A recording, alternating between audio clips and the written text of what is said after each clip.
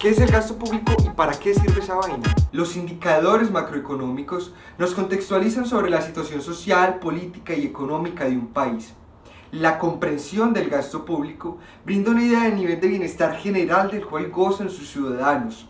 La manera como el gobierno gasta la platica, o la malgasta, sirve como pauta de inicio para el análisis de la situación actual. No se trata solo de gastar, hay que saber hacerlo. El gasto fiscal busca asegurar los derechos civiles, mejorar la calidad de vida de los habitantes, promover un ambiente sano y distribuir equitativamente las oportunidades. Mejor dicho, es el combustible que le permite al motor estatal trabajar. Los recursos que se utilizan para ejecutar la política fiscal se obtienen, en su mayoría, mediante tributos. Por eso hay que pagar impuestos. ¿Impuestos? ¿Qué no es la cola para el concierto de Metallica? Si nos fijamos en las cifras, entre el 2008 y el 2018, el 55.9% del presupuesto general de la nación se obtuvo mediante impuestos internos. Eso es mucha plata. Lo que se va a gastar se establece a partir de una ley de vigencia anual. El proyecto es presentado por el Poder Ejecutivo. Esa Colombia con P mayúscula es la que necesitamos.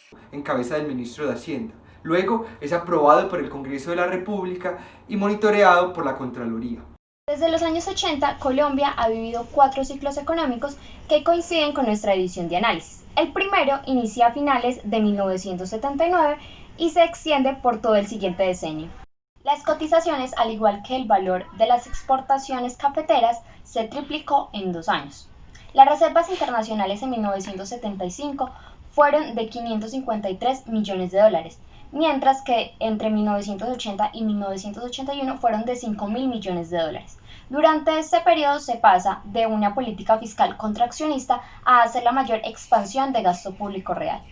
Corto pero intenso periodo empezó a desacelerarse en 1982. Entre 1983 y 1985, el gasto público tuvo un crecimiento negligente. Esto explicado parcialmente por la pérdida de 1.700 millones de dólares en las reservas internacionales, lo que trajo como consecuencia una reducción en las exportaciones, una aceleración de la devaluación y una reducción en el déficit fiscal. El comienzo de la última década del siglo XX fue lento con una economía desacelerada.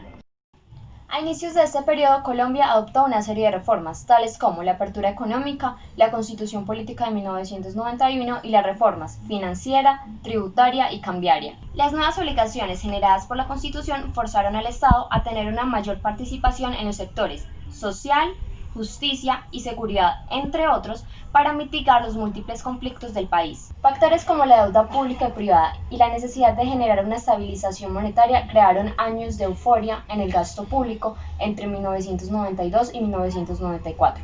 Para finales del siglo, el gasto público se contrajo continuamente entre 1997 y 1999. A inicios del siglo XXI, la recuperación económica fue lenta, después de la crisis del 99, pero el gasto público se mantuvo creciente, lo que llevó a poner en duda la eficiente asignación de los recursos. Por tanto, se ejerció una mayor disciplina fiscal. El gasto público es fundamental para el crecimiento de un país. Podemos ver que desde 1980 la tendencia ha sido al alza. Los sectores que más crecieron fueron defensa y pensiones. El gasto en seguridad y defensa mostró un crecimiento constante. Esto se puede explicar desde la lucha constante contra el narcotráfico y el recrudecimiento del conflicto armado. Así, el gasto militar pasó de un 2% a finales de los 80 a un 3.9% en 2009. El aumento de cobertura de algunos servicios públicos mejoró gracias a la intervención estatal. Si se mira, el conjunto de necesidades básicas insatisfechas pasó de un 70.2% a finales de los 70 a un 15.8% en el 2012. Después de los años 90, el gasto público fue excesivo, cuestionando siempre la correcta utilización de estos, por casos sistemáticos de corrupción. La misma vaina de siempre. Otro fenómeno fácilmente observable es que el gasto en funcionamiento se ha mantenido durante todos los periodos proporcionalmente mayor a los demás. Así se podría plantear una última pregunta.